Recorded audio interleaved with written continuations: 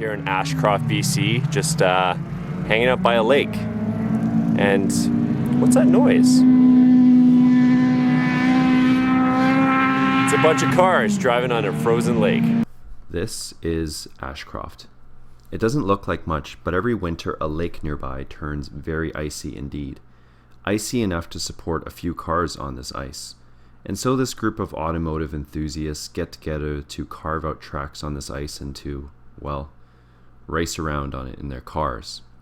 It's a hardy bunch of people, driving up here to Ashcroft and braving the cold, working on their cars, many of which seem to break down, often. Why are they doing this? What drives them? I'm here to find out what makes these ice racers tick, and also to see some ice racing action for myself. You would think this would be a perfect opportunity to bring out a Subaru of some sort, but, well, I'm driving my own Miata. Probably not the number one choice for ice, but what's the worst that could happen? Before any racing happens, the ice is tested to make sure no cars end up swimming. Cars start out of the grid, and once they see a green flag, it is game on. Tires and cones are used to mark out the corners, some of which are ignored. Penalty time is added on for each cone or tire that is ignored. Person with the best time wins. The run is over when a few laps are complete, and then drivers head back to the pits. Once they are back, they have a little bit of time to make adjustments, fix damage, and or swap tires if necessary. The race runs with a few different categories, from full-on ice racing studs to winter tires, which obviously gets interesting. Although this footage looks slow, some cars were hitting 130 kilometers an hour or more at the end of the long straight, before braking for the tight left-hand corner. You may notice there are a lot of shots of this grey Honda Prelude, which is driven by a veteran ice racer named Herb. Herb likes his Preludes and has offered me a ride. So how did you get into ice racing? When I was like 17, I was pumping gas at Lander Chevron. Yeah. And my boss, Bob Williams, was the president of ice racing at that time. Oh, okay. And he brought me and one of the other gas jockeys up there. Yeah. And we were having a great time, and at the end of it was kind of like an event like this. Yeah. And he's like, get over here. And I'm like, what? And he's like, put the helmet on. And I'm like, oh shit. And I'm like, what? Are you serious? He's like, come on, go. And, I just hopped in the car. I've never driven, I've driven a standard once before, never driven a front wheel drive car ever. Yeah. And I was hooked. Have a decent car and get the feel of it. Yeah. Then it's so exciting.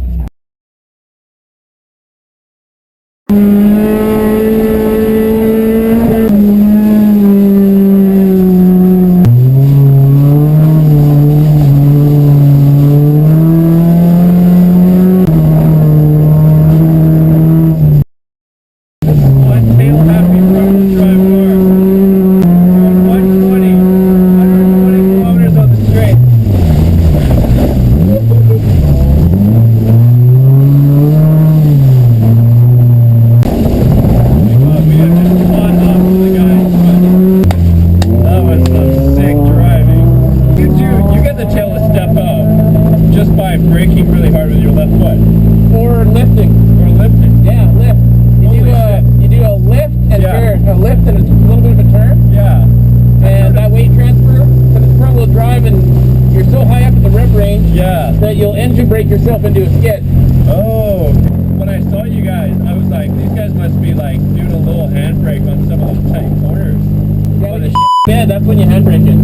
You like cut it so close to the tire, like going sideways. That was really awesome. Yeah, it's fun, when you can get those apexes down and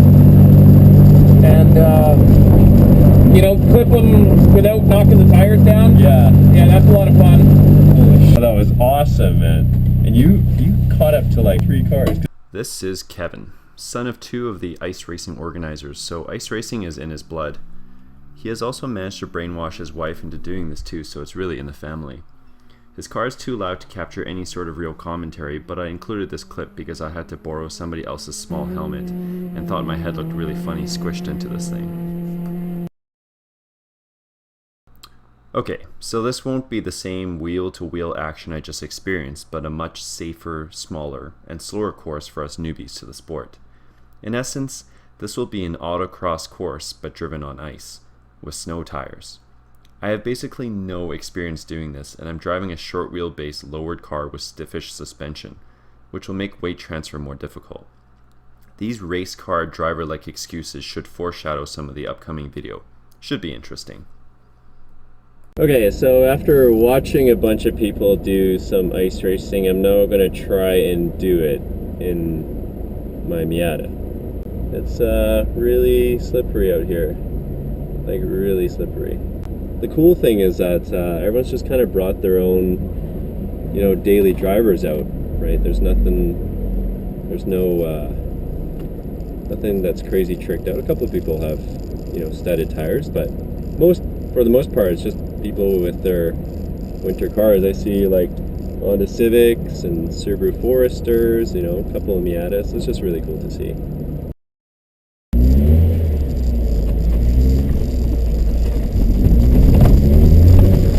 Okay, a lot of wheel slippage. Get a little bit more aggressive on this lap. Lift off. Left foot braking.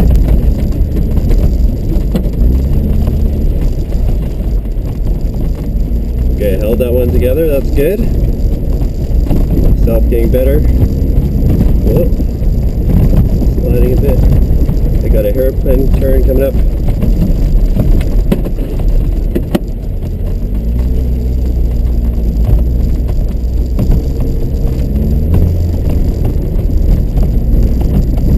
Shifting to third. Braking. Still in third. I keep it in third. It seems to work better. Lift off. Gas. Brake.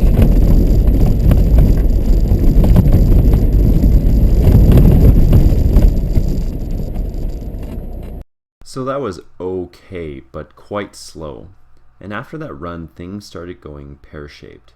Whenever I braked to transfer the weight forward to lighten the rear end and allow oversteer, the car would just understeer or skid. I couldn't get the rear to step out. Herb had made it sound so easy. You just lift off or brake and steer. It wasn't working. Clearly, I didn't know what I was doing, so I asked for some help. Lesson number 1. Initiate the slide before you get to the turn, and use the throttle to help control the slide. You can do this in a number of ways, but you need to break traction of the rears first to do so. Lesson number 2. Keep the car in a lower gear than you might think. It will make it easier for you to break traction. Resist the urge to shift up. Lesson number 3. If you keep your car sliding, you can use its momentum to swing you into the next turn. Doing this will allow you to keep your speed up as much as possible. Easier said than done, however. Okay, so we just finished a few runs there. Ice racing is really, really hard. For those people who think it's like driving around a parking lot with the snow on the ground, it's not like that at all. It's the ground conditions are completely inconsistent and they vary every time, so you have to react every time, and every time you do it, it's a little bit different. So definitely it takes a bit of an adjustment. And this is the thing with ice racing. Unlike drifting on tarmac, this form of sliding around is the fastest way to get around the course. I was skeptical of this until I drove using these new techniques and lopped 3 seconds off my previously best time, despite not having even come close to many of the apex points. Ice racing is a real challenge. It requires a set of skills that are completely different to circuit racing or track driving. Yes, you need to see the corner and make up your mind what you're going to do, but you need to consciously set your car up to go sideways prior, and if you make it through the corner, you then have to use that car's momentum to pendulum yourself into the next corner. In the few times I was actually able to accomplish this, it was a tremendous feeling of satisfaction. When I didn't, however, it was replaced by frustration and a desire to get it right the next time. I left feeling a little bit disappointed in myself as a driver and wanting more so I could get better, so I could string those corners together one by one and get myself closer to these racers from a skill perspective, even if it was a little bit. Outside of the driving experience, there is a certain community within the ice racers.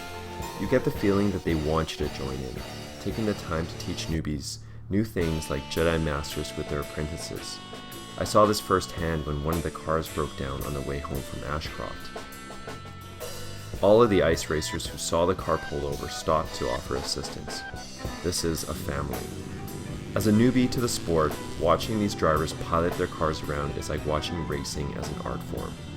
No, the cars are not exotics, they sound very bad, and most look like they've been pulled from a crash and hammers were used to bang everything back into place. There is no glitz and glam, no TV or media coverage, just a nice bunch of people, some loud cars, and a frozen lake.